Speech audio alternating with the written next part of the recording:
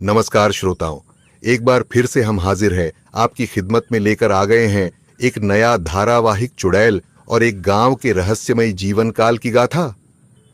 आपसे विनम्र निवेदन है, एक छोटी सी मदद है, कोई रुपया पैसा खर्च करने की बात नहीं है। अगर आप हमारे चैनल पर नए हैं तो कृपया चैनल को सब्सक्राइब करें, हमारे कुमार परिवार का हिस्सा बने।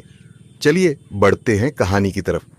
कहानी का शीर्षक है पीपल पेड़ की चुड़ैल। गांव से कुछ दूर एक विशाल पीपल का पेड़ था। यह पेड़ गांव वालों के लिए पूजनीय था क्योंकि यह सदियों से खड़ा था और इसके नीचे गांव की कई पीढ़ियों ने जन्म, विवाह और त्योहार मनाए थे।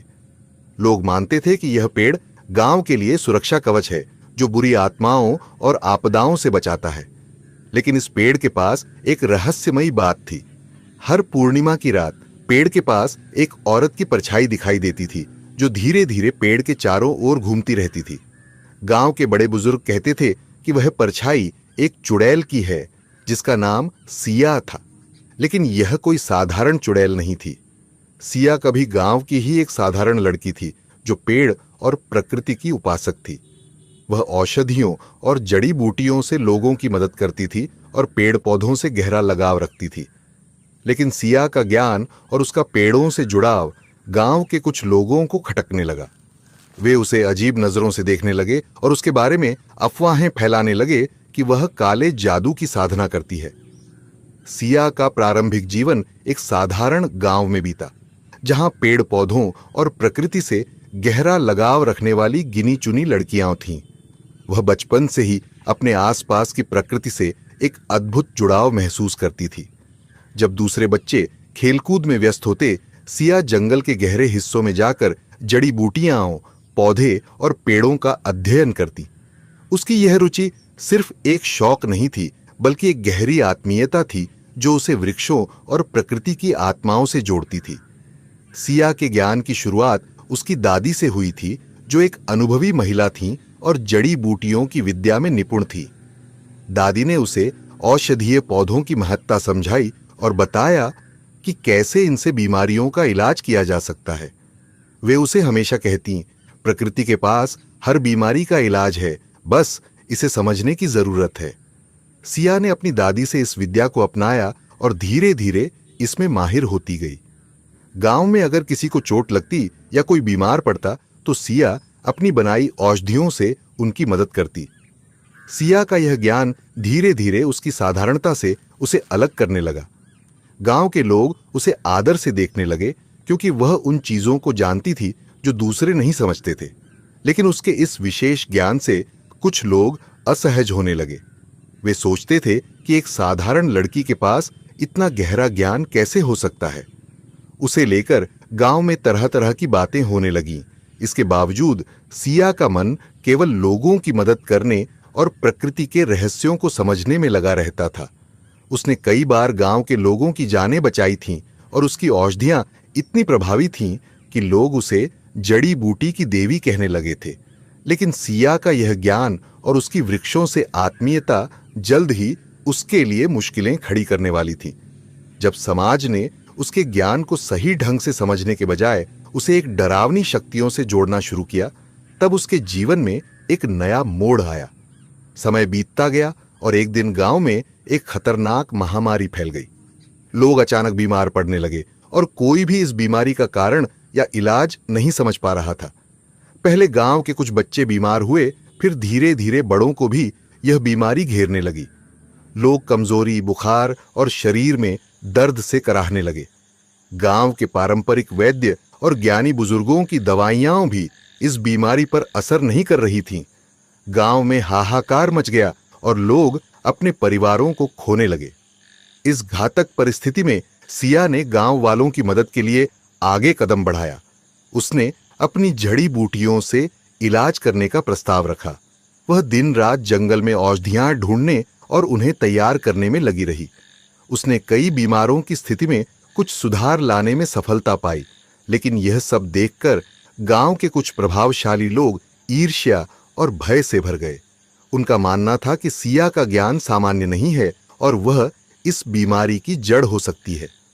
गांव के कुछ पुरुषों ने आपस में मिलकर सिया पर गंभीर इल्जाम लगाना शुरू कर दिया। उनका तर्क था कि सिया ने काले जादू से यह महामारी फैलाई है ताकि वह अपनी शक्तियों का प्रदर्शन कर सके और गांव वालों को अपने अधीन कर सके। कैसे हो सकता है कि बाकी सब दवाइयां फेल हो रही हैं लेकिन सिया की जड़ी बूटियां काम कर रही हैं? यह जरूर उसकी काली विद्या का नतीजा है, वे कहते। इन अफवाहों ने आग की तरह पूरे गांव में फैलना शुरू कर दिया। लोगों का शक गहराने लगा और जल्द ही गांव वालों ने सिया को महामारी का कारण मान लिया। लोग अब उसे एक रक्षक के बजाय एक शापित महिला के रूप में देखने लगे। गांव की बैठक में सिया के खिलाफ निर्णय लिया गया। उन्होंने तय किया कि सिया को इस बीमारी के लिए जिम्मेदार ठहराया जाएगा और उसे कड़ी सजा दी जाएगी ताकि गांव को उसके श्राप से मुक्त किया जा सके। गांव में दहशत फैल गई क्योंकि कोई इस बीमारी का इलाज नहीं ढूंढ पा रहा था। गांव के वैद्य और अन्य ज्ञानी लोग इस बीमारी के आगे बेबस हो गए थे। हालात इतने बुरे हो गए कि रोज किसी न किसी की मृत्यु होने लगी। लोगों में भय का माहौल पसर गया और हर कोई एक दूसरे पर शक करने लगा। गांव के बुजुर्गों ने इसे श्राप या किसी बुरी शक्ति का प्रभाव मान लिया। कोई समझ नहीं पा रहा था कि आखिर यह बीमारी आई कहां से और क्यों किसी पर भी दवाइयों का असर नहीं हो रहा था। इसी बीच लोगों का ध्यान सिया की ओर गया।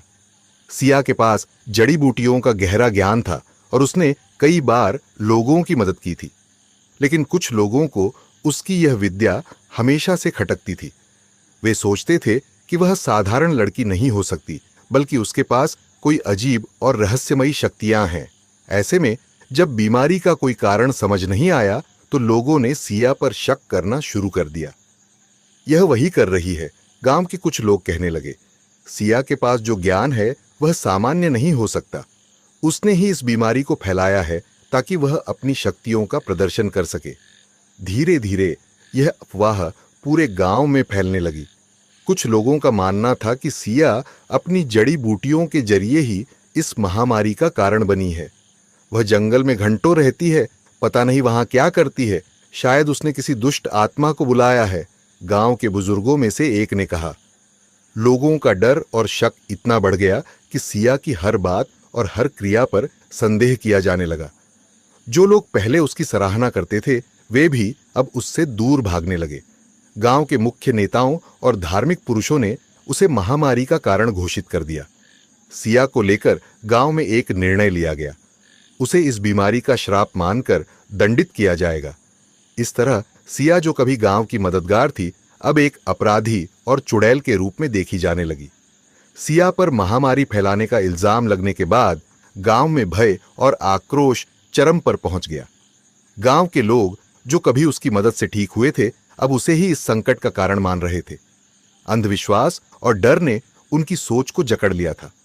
सिया की मासूमियत और उसके ज्ञान को नजरअंदाज करते हुए गांव के नेताओं ने सिया को सजा देने का फैसला कर लिया।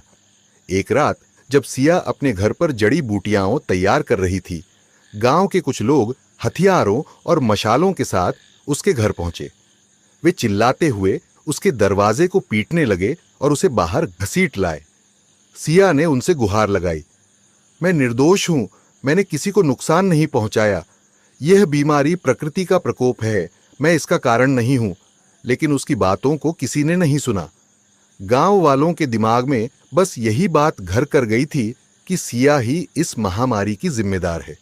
गांव के बुजुर्गों ने उसे सजा देने के लिए गांव के पास स्थित पुराने पीपल के पेड़ के नीचे लाने का फैसला किया, जिसे गांव वाले पवित्र मानते थे।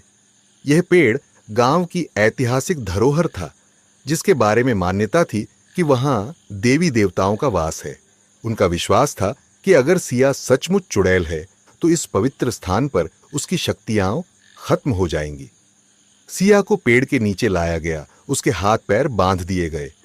गांव के लोग उसे चारों ओर से घेर कर खड़े हो गए और उसके खिलाफ नारे लगाने लगे। सिया के आंखों में आंसू थे, लेकिन उसकी आवाज में अब भी दया और शांति थी।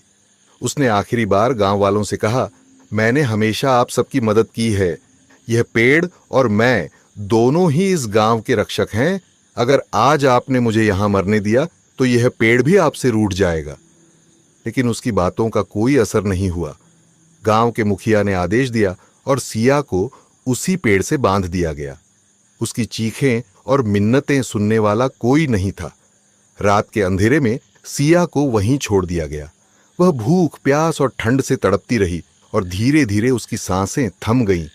उसके मरते समय आसमान में बादल गरजने लगे, हवा अचानक तेज हो गई और ऐसा लगा मानो प्रकृति खुद इस अन्याय पर रो रही हो। सिया की मृत्यु हो चुकी थी, लेकिन उसकी आत्मा उस पेड़ से बंध गई। उसकी आंखों में आखिरी समय तक पीड़ा थी, पर उसमें एक चेतावनी भी छिपी थी। इस पेड़ और उसकी आत्मा के साथ किए गए अन्याय का परिणाम एक दिन गांव वालों को भुगतना पड़ेगा। सिया की मृत्यु के बाद भी उसकी आत्मा उस पेड़ के साथ जुड़ी रही। उस रात के बाद से गांव वालों को पेड़ के पास कुछ अजीब घटनाएं होने का एहसास होने लगा। वे महसूस करने लगे कि सिया की आत्मा अब भी उस पेड़ के पास है जो कभी उनकी रक्षा करती थी, लेकिन अब वह आत्मा गांव वालों से रूठ चुकी थी। सिया की दर्दनाक मृत्यु के बाद गांव में एक अजीब सा सन्नाटा छा गया। लोगों को लगा था कि सिया के साथ अन्याय करने से महामारी रुक जाएगी, लेकिन इसके बाद भी गांव में मौतों का सिलसिला जारी रहा। हालांकि सिया की मृत्यु के बाद गांव में और भी अजीब घटनाएं घटने लगीं, जिसने लोगों के दिलों में डर और बेचैनी भर दी। जिस पीपल के पेड़ से सिया की जान ली गई थी, वह अब एक रहस्यमयी और डरावनी जगह बन चुका था। रात के अंधेरे में उस पेड़ के पास से गुजरने वाले लोगों ने कई अजीब चीजें महसूस की। कभी किसी को सिया की परछाई दिखाई देती, तो कभी हल्की फुसफुसाहटें सुनाई देती, मानो कोई अपनी कहानी बताने की कोशिश कर रहा हो। कुछ लोग कहते कि पेड़ के पत्ते बिना हवा के भी हिलते रहते और रात के समय पेड़ के चारों ओर सफेद धुंधलापन छा जाता, जो धीरे धीरे एक औरत की आकृति में बदल जाता था। गांव में अफवाहें फैलने लगीं कि सिया की आत्मा अब इस पेड़ में बस गई है। गांव के बुजुर्गों ने दावा किया कि सिया की आत्मा उस पेड़ से बंध गई है, क्योंकि उसकी मृत्यु वहीं हुई थी। यह पेड़ अब उसकी आत्मा का घर बन गया था और उसकी पीड़ा उसे इस दुनिया से जाने नहीं दे रही थी। सिया की आत्मा का पेड़ से गहरा जुड़ाव बन गया था। उसका जीवन और मृत्यु दोनों इस पेड़ से बंधे थे। गांव के कुछ लोग जो पेड़ के पास गए, वे रहस्यमयी ढंग से बीमार पड़ गए या फिर मानसिक रूप से परेशान हो गए। ऐसा माना जाने लगा कि सिया की आत्मा अब उन लोगों से बदला लेने लगी है जिन्होंने उसके साथ अन्याय किया था। वहीं कुछ लोगों ने यह भी कहा कि जो लोग निर्दोष हैं या जो सिया के प्रति सहानुभूति रखते थे, उन्हें इस पेड़ के पास एक अद्भुत शांति और सुरक्षा महसूस होती है। गांव के एक बुजुर्ग, जिन्होंने सिया की मौत के बाद सबसे पहले पेड़ के पास जाकर देखा था, ने बताया कि एक रात उन्होंने पेड़ के नीचे सिया की छाया देखी। वह शांत खड़ी थी, उसकी आंखों में एक गहरी पीड़ा और स्नेह था। उस रात सिया ने उन बुजुर्ग से कहा, मैं इस पेड़ से बंधी हूं क्योंकि मेरे साथ अन्याय हुआ है।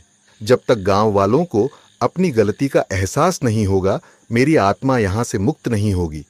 इस घटना के बाद लोग पेड़ के पास जाने से कतराने लगे। पेड़ और सिया की आत्मा अब गांव के लोगों के लिए चेतावनी का प्रतीक बन गए थे। हर पूर्णिमा की रात लोग कहते हैं कि सिया की आत्मा उस पेड़ के चारों ओर घूमती है, मानो अपने न्याय की प्रतीक्षा कर रही हो।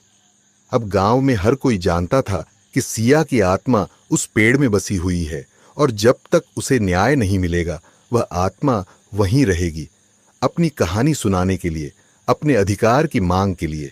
सिया की मृत्यु के बाद धीरे धीरे गांव वालों के जीवन में कई तरह के बदलाव आने लगे। महामारी रुकने का नाम नहीं ले रही थी और पेड़ के आसपास की अजीब घटनाओं ने गांव के लोगों को डरा दिया था। लोगों के दिलों में डर के साथ साथ एक अजीब तरह का अपराध बोध भी घर करने लगा था। उन्हें लगने लगा कि उन्होंने सिया के साथ अन्याय किया है। सिया ने जो मदद और सेवाएं की थीं, वह सब अब गांव वालों की यादों में लौटने लगीं, लेकिन तब तक बहुत देर हो चुकी थी। गांव में एक महिला थी, सरोजा, जो सिया की घनिष्ठ मित्र थी। सरोजा ने सिया के साथ हमेशा समय बिताया था और उसे बेहद अच्छी तरह जानती थी। जब सिया पर इल्जाम लगे थे, तब सरोजा ने उसकी तरफदारी करने की कोशिश की थी, लेकिन भीड़ के गुस्से और अंधविश्वास के आगे उसकी आवाज दबा दी गई थी। सिया की मौत के बाद सरोजा के दिल में गहरा दुख और पछतावा था। उसे लगता था कि अगर वह कुछ और मजबूती से सिया का समर्थन कर पाती तो शायद उसकी जान बच जाती। एक रात सरोजा को सपना आया जिसमें सिया उससे बोल रही थी, मुझे तुम्हारी जरूरत है सरोजा। जब तक गांव मुझे न्याय नहीं देता मैं इस पेड़ से मुक्त नहीं हो सकती। इस सपने ने सरोजा को झकझोर कर रख दिया। उसने तय किया कि वह अब चुप नहीं बैठेगी। सरोजा ने गांव वालों के सामने जाकर खुलकर कहा कि सिया निर्दोष थी और उन्होंने एक मासूम की जान ली है। वह गांव के नेताओं के पास गई और उनसे आग्रह किया कि वे अपने किए पर विचार करें। शुरुआत में गांव वाले अनसुना करते रहे, लेकिन जब पेड़ के आसपास की घटनाएं बढ़ने लगीं और बीमारियां खत्म नहीं हुईं, तो धीरे धीरे लोगों को एहसास होने लगा कि शायद सिया की आत्मा वाकई न्याय की मांग कर रही है। सरोजा के नेतृत्व में गांव में एक बैठक बुलाई गई, जहां सभी गांव वालों ने अपने कृत्य पर पश्चाताप किया। उन्होंने स्वीकार किया कि अंधविश्वास और भय के कारण उन्होंने सिया के साथ गलत किया था। गांव वालों ने निर्णय लिया कि वे सिया की आत्मा को शांति देने के लिए एक विशेष प्रायश्चित अनुष्ठान करेंगे। उसी पीपल के पेड़ के नीचे जहां सिया की जान ली गई थी, गांव वालों ने दीप जलाए और उसकी याद में पूजा की। हर किसी ने अपने अपने तरीके से सिया से माफी मांगी। गांव के मुखिया, जिन्होंने सबसे पहले सिया पर इल्जाम लगाया था, सबसे आगे खड़े होकर अपने कृत्य पर गहरी शर्मिंदगी जताई। उन्होंने कहा, हमने जो किया वह भयानक गलती थी। सिया हमें माफ कर दे और हमें उसकी आत्मा को शांति देने का रास्ता दिखाए। प्रायश्चित के इस अनुष्ठान के बाद गांव वालों ने महसूस किया कि हवा में एक अद्भुत शांति फैल गई है। कुछ लोगों ने उस रात देखा कि सिया की आत्मा अब पहले की तरह व्याकुल नहीं थी, बल्कि पेड़ के चारों ओर एक हल्की उज्ज्वल रोशनी के रूप में नजर आई। ऐसा लगा मानो वह मुस्कुरा रही हो, जैसे कि उसे आखिरकार न्याय मिल गया हो। उसके बाद गांव में धीरे धीरे हालात सुधरने लगे। महामारी थम गई और पेड़ के आसपास की रहस्यमयी घटनाएं भी बंद हो गईं। गांव वालों को यकीन था कि सिया की आत्मा अब शांति पा चुकी थी। सरोजा, जिसने सिया के न्याय की लड़ाई लड़ी थी, गांव के लिए एक प्रेरणा बन गई। उसने गांव वालों को सिखाया कि अंधविश्वास और डर के कारण किसी निर्दोष पर इल्जाम लगाना सबसे बड़ा पाप है, और सिया की कहानी गांव के इतिहास में हमेशा एक चेतावनी के रूप में याद की गई। गांव में सिया की आत्मा की शांति और गांव वालों के पश्चाताप के बाद पीपल का पेड़ अब सिर्फ एक पेड़ नहीं रह गया था, वह एक रहस्यमय स्थल बन चुका था। गांव वाले अब उस पेड़ की पूजा करने लगे थे, यह मानते हुए कि सिया की आत्मा वहां निवास करती है। लेकिन पेड़ के साथ जुड़ी कई कहानियां और रहस्य थे जो धीरे धीरे गांव में फैलने लगे। सालों पहले जब गांव की स्थापना हुई थी, उस समय इस पेड़ के नीचे एक संत ने ध्यान किया था। कहा जाता है कि उन्होंने इस पेड़ को जीवन का पेड़ कहा था, क्योंकि यह केवल छाया नहीं देता, बल्कि इसके पत्ते, फल और जड़ें सभी औषधीय गुणों से भरी हुई थीं। संत ने यह भविष्यवाणी की थी कि इस पेड़ की छांव में एक महिला आएगी जो गांव की रक्षा करेगी और एक दिन उसे अपनी जान देकर गांव को सिखाएगी कि सच्चाई और न्याय का क्या महत्व है। गांव वालों ने जब सिया की कहानी सुनी तो उन्हें एहसास हुआ कि यह भविष्यवाणी सिया पर बिल्कुल फिट बैठती है। वह महिला जो कभी उनकी रक्षा करती थी, अब अपनी आत्मा के साथ उस पेड़ से जुड़ गई थी। लेकिन इस रहस्य के पीछे एक और गहरा रहस्य था। कहा जाता था कि यदि कोई निर्दोष व्यक्ति उस पेड़ के पास जाकर सच्चाई से अपनी बात रखता है, तो पेड़ उसे सुनता है और उसके लिए एक रास्ता दिखाता है। एक दिन गांव में एक नया व्यक्ति आया जिसका नाम आरशी था। वह एक वॉन्डरर था जिसने गांव की कहानियां सुनी और पेड़ के रहस्य को जानने के लिए वहां आया। जब उसने पेड़ के नीचे ध्यान किया तो उसे एक अद्भुत अनुभव हुआ। उसे महसूस हुआ कि पेड़ में सिया की आत्मा की शक्ति है जो अब गांव वालों की रक्षा कर रही है। उसने सोचा, यदि यह पेड़ सच में इतना शक्तिशाली है तो क्या यह मुझे भी कुछ सिखा सकता है। राशि ने अपनी आंखें बंद की और पेड़ से प्रार्थना करने लगा। अचानक उसे सुनाई देने लगा जैसे पेड़ खुद उससे बातें कर रहा हो। मैं सिया हूं जो इस पेड़ में बसी हूं। मैं तुम्हारी मदद कर सकती हूं, लेकिन तुम्हें सच्चाई और न्याय के मार्ग पर चलना होगा। ऋषि ने महसूस किया कि यह केवल एक पेड़ नहीं था, बल्कि एक शक्तिशाली स्थान था जो केवल सच्चे दिल वालों को सुनता था। ऋषि ने गांव वालों को अपनी खोज के बारे में बताया और सभी ने मिलकर एक नया व्रत लेने का फैसला किया। हर वर्ष वे उस पेड़ के नीचे एक त्योहार मनाएंगे जिसमें सभी लोग सच्चाई और न्याय की बात करेंगे। यह त्योहार अब गांव की परंपरा बन गया और हर कोई उस पेड़ के नीचे इकट्ठा होता था, जहां सिया की आत्मा को श्रद्धांजलि दी जाती थी। इस तरह पीपल का पेड़ केवल सिया की कहानी का प्रतीक नहीं रहा, बल्कि गांव वालों के लिए एक नई शुरुआत और सच्चाई का स्थल बन गया। अब सभी लोग जानते थे कि सच्चाई और न्याय का रास्ता हमेशा कठिन हो सकता है, लेकिन अगर आप सच्चे दिल से उस पर चलें तो हमेशा कोई न कोई रास्ता निकल ही आता है। सिया और पेड़ के रहस्य ने गांव को एकजुट किया और इसने उन्हें यह सिखाया कि एकजुटता और सच्चाई ही किसी भी संकट से लड़ने की ताकत देती है।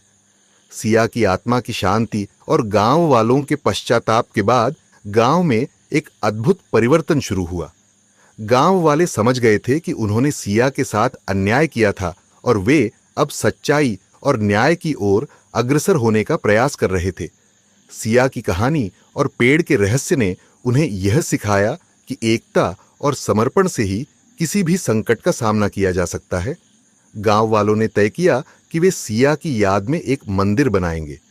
यह मंदिर न केवल उसकी श्रद्धांजलि होगी, बल्कि गांव के लिए एक ऐसा स्थान होगा जहां लोग सच्चाई, प्रेम और एकता का संदेश प्राप्त कर सकें। गांव के सभी लोग छोटे से लेकर बड़े तक इस काम में जुट गए। उन्होंने मिलकर मंदिर का निर्माण शुरू किया और पूरे गांव में उत्साह और उमंग फैल गई। मंदिर का निर्माण एक पवित्र पेड़ के पास किया गया जहां सिया की आत्मा निवास करती थी। यह स्थान पहले से ही गांव वालों के लिए एक महत्वपूर्ण स्थल था और अब यह उनके लिए एक धार्मिक स्थल भी बन गया। गांव वालों ने अपने हाथों से ईंटें बनाई और सभी ने मिलकर इसे सजाया। इस मंदिर में सिया की एक सुंदर मूर्ति स्थापित की गई, जिसमें उसे फूलों से सजीव एक देवी के रूप में दर्शाया गया। मंदिर के निर्माण के दौरान गांव के बुजुर्गों ने बच्चों को सिया की कहानी सुनाई। उन्होंने बताया कि कैसे सिया ने अपनी जान देकर गांव की रक्षा की थी और कैसे उसकी आत्मा अब उन्हें सच्चाई और न्याय का मार्ग दिखा रही है। बच्चों ने मंदिर की दीवारों पर सिया की कहानी लिखी और उसे चित्रित किया, जिससे यह कहानी पीढ़ी दर पीढ़ी जीवित रह सके। मंदिर का उद्घाटन एक भव्य समारोह के साथ किया गया। गांव के लोग एकत्र हुए और उन्होंने सिया की मूर्ति के सामने दीप जलाकर उसकी आत्मा को श्रद्धांजलि अर्पित की। उन्होंने वादा किया कि वे हमेशा सच्चाई के मार्ग पर चलेंगे और अन्याय के खिलाफ खड़े रहेंगे। इस अवसर पर एक विशेष पूजा का आयोजन किया गया, जिसमें सभी ने मिलकर सिया से प्रार्थना की कि वह हमेशा गांव की रक्षा करती रहे। गांव में बदलाव का यह सिलसिला केवल मंदिर के निर्माण तक सीमित नहीं रहा। गांव वालों ने यह निर्णय लिया कि वे समाज में अंधविश्वास और अन्याय के खिलाफ आवाज उठाएंगे। वे शिक्षा को बढ़ावा देने लगे ताकि आने वाली पीढ़ियां सच्चाई और न्याय के महत्व को समझ सकें। बच्चों को सही और गलत का फर्क समझाने के लिए विशेष कक्षाएं आयोजित की गईं, जिसमें सिया की कहानी को एक महत्वपूर्ण पाठ के रूप में पढ़ाया गया। धीरे धीरे गांव का रूप रंग बदलने लगा। लोग एक दूसरे की मदद करने लगे और गांव में प्रेम और भाईचारे का माहौल बनने लगा। सिया का मंदिर गांव का केंद्र बन गया, जहां लोग न केवल पूजा अर्चना करते थे, बल्कि एकजुटता का जश्न मनाते थे। यह मंदिर अब न केवल सिया की याद में बना था, बल्कि यह गांव के लिए एक प्रेरणा का स्रोत भी बन चुका था। इस तरह गांव ने सिया की आत्मा के आशीर्वाद से एक नया जीवन पाया। वह आत्मा अब केवल एक कहानी नहीं थी, बल्कि गांव की आत्मा बन गई थी, जो हर दिल में बसी हुई थी। गांव वालों ने यह सीखा कि सच्चाई और न्याय के लिए खड़े रहना हमेशा जरूरी है, और सिया के मंदिर ने उन्हें हमेशा इस बात की याद दिलाई। प्रिय मित्र, ये कहानी अब यहीं पर हम कंप्लीट करते हैं। आप सबको यह कहानी कैसी लगी? आप अपनी राय हमें कमेंट बॉक्स के माध्यम से जरूर बताएं।